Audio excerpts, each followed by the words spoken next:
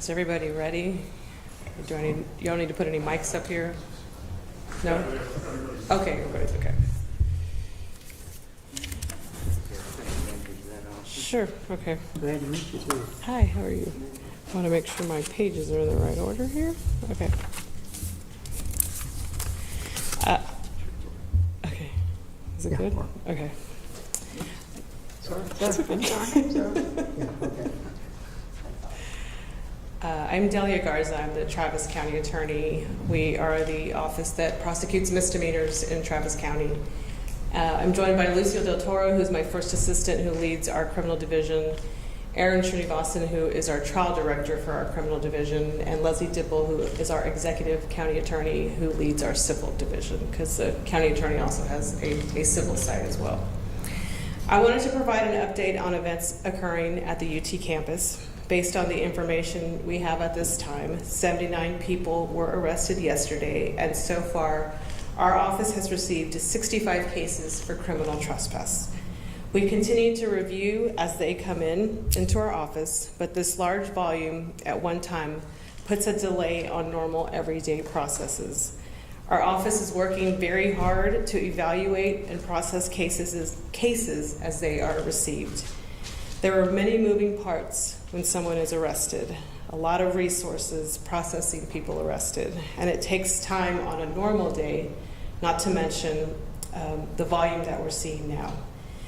Last week, we worked with defense attorneys who initially made the argument that there was probable cause deficiencies with those affidavits. That has not been brought to our attention this time.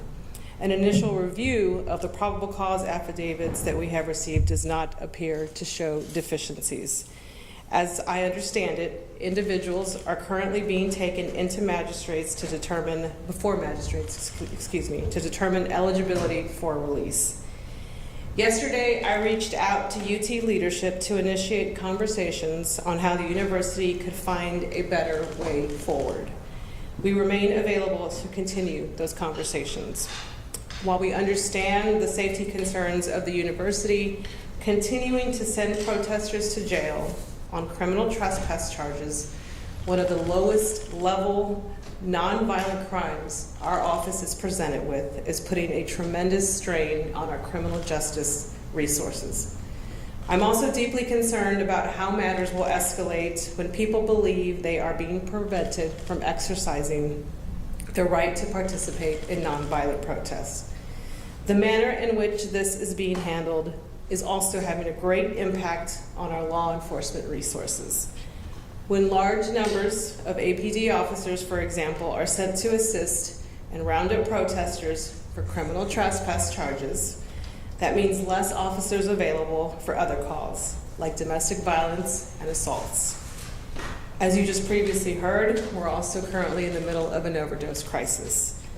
The public safety of this community and for all the students, the public, our law enforcement partners is the main priority of my office. Cycling people in and out of jail on low-level charges and dwindling our criminal justice resources for the rest of the community will do very little to maintain the public safety of our community. It is not the role of the criminal justice system to jail people for conduct that has not yet occurred or that might occur, nor is it the role to assist our governor in efforts to suppress nonviolent and peaceful demonstrations. In weighing what is the most appropriate course right now, and in an effort at de-escalation, the cases we have reviewed so far will remain active for now as we continue to review and investigate to determine what the most appropriate outcome is. We are working with all of our partners to make sure the individuals currently in jail are being processed as efficiently as possible. Again, I encourage university leadership to be leaders in this community by initiating a compromise with protest organizers with fair and reasonable free speech parameters. And I encourage the organizers to come to the table in good faith so that they can be heard. That's my prepared statement, and I'll take a couple of questions. I'll open up for questions, and I'll call on you all as needed. We'll start right here to the left. So what's your message to protesters? There's other events planned today, tomorrow. What's your message to them? You know, I would just ask that, to the degree possible, it remain peaceful. I know there are concerns in our community of how sometimes just the presence of law enforcement can escalate that.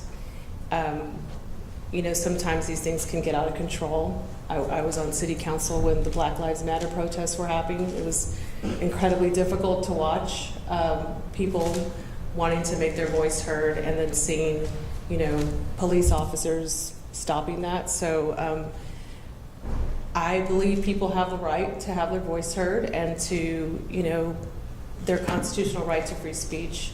This is an incredibly difficult time, challenging time for our community. It's a difficult subject, but at the end of the day, people have the right to have their voice heard. So I encourage them to do it in the most peaceful way possible. I know during Black Lives Matter protests, there were some protests that were, even by the organizers, that were stopped because of concerns for safety of the people participating. And then there was eventually a peaceful protest, one in which I participated in myself. And so I just encourage people to do it as peacefully as possible and just to have their safety as the number one concern. Right. Do you know if any students were arrested? I don't know that. I don't have that information at this time. Right. So if you're reviewing the cases right now, there's left active, when do you expect your prosecutors might come to a decision on whether you will continue with charges or dismiss any of the cases? Well, you know, cases can be in our office for some time.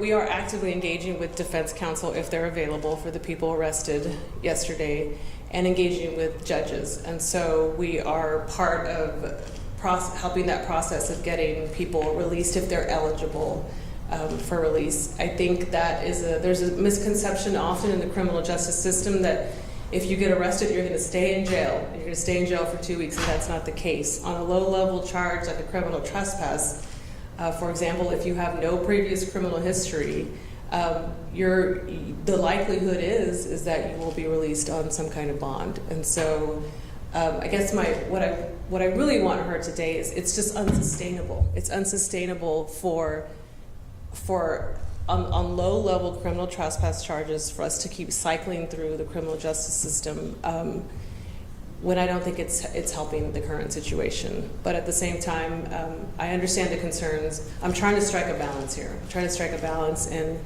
the concerns that the university has, but also believe firmly that people should have the right to have their voice heard. And you know, to be frank, I don't know if that's my responsibility as far as the university finding a way. There are other universities that have been able to have peaceful protests. There was one at Texas State yesterday. There's been peaceful protests throughout this state and in our country. And so I think there's a way forward. We want to be available and part of those conversations to come up with that solution. But what we're seeing right now does not seem sustainable, and the fear is to have that escalate, and then it's not just criminal trespass. Then it becomes, you know, more dangerous than criminal trespass charges. Right. You spoke to the backlog these cases are causing for your office. Could you speak at all to release times for people that are waiting for their friends and family to be released today? I can't. I don't know where every single person is in the process. I know it's taking longer than it normally would. You know, if it was a 1 person, 2 people on criminal trespass, they may have already bonded out by now. But with the volume that we're seeing, it's taking some time. So unfortunately, I can't speak to what the timeline would be. Betty. A few people who've gotten out have said, talked about the conditions in the jail, that they haven't had access to water, and you know, they've been on for a number of hours without having access to food. Can you speak to that? I can't. I don't. That would be a question for the sheriff. I don't know. I don't know what's going on in the jail right now. I haven't gotten a report about that. Follow up, right. Can you comment on the photographer, the news photographer that was arrested? Has that felony charge been dropped? I don't believe there was a felony charge. Or the charge, sorry. What's that? Just wait for the district attorney's office. Oh, it's reversed. It's in the district attorney's office because we don't handle felonies. Okay. And then what's different about the paperwork this time around? Is it more detailed? last week? What's different? I'm sorry, I missed the first part. Oh, what's different about the paperwork for those arrested Oh. yesterday? Why? Is it more substantive? Yes, it's more detailed, more substantive. We believe it meets the standard for probable cause. Would be the last question right here, Dave. Yes, did Governor Abbott and other state officials escalate the situation with saying these protesters are to be jailed? Absolutely. It's very concerning. We're here, boots on the ground, working in the community, wanting to make it safe, wanting to make sure everybody, this balancing act, as I mentioned, trying to make sure people have their voice heard, and it does not help. Our governor, I don't know where he is, tweeting or whatever he's doing to escalate the situation. This is, protests are a hallmark of our democracy, and the universities are the place that these normally happen. I know there's concerns about what the national effort is, but this needs to be handled on a local level, and I don't think it helps when state leadership puts out comments like that. It doesn't help. It does nothing for the public safety of our community, nor does it help us as we're trying to figure out how to process hundreds of cases now at this point.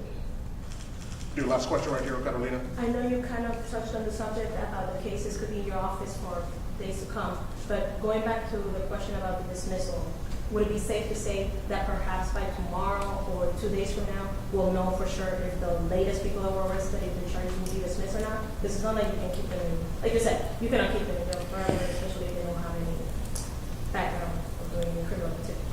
Well, I think that's a normal misunderstanding of the process. Just even if we keep it active, they'll still go through the process and could still be out of jail. A lot of people think just because you get arrested for something, you sit in jail. You don't. If it's a low-level, nonviolent case, you go before a judge determines, our pretrial services does a workup, does a risk assessment, is this person likely to come back? It doesn't mean their case has been dismissed. It means that they're just being let out while their case is being processed. And so as of right now, that is likely the case. They will bond out because a magistrate will determine that they're a low risk, these aren't high-level violent crimes, determines they're a low risk and that they can be let out. Their case still is, continues in the process. And so most of these, like I said, if it's purely criminal trespass, no previous criminal history, will be released from jail by a judge, and we will determine how to handle that case going forward. Whether or not the charges stick or not. That's the Yes. Thank you. All right, thank you all. If you all have any other questions, please reach out to the county attorney's office and we can follow up with you all. Thank you.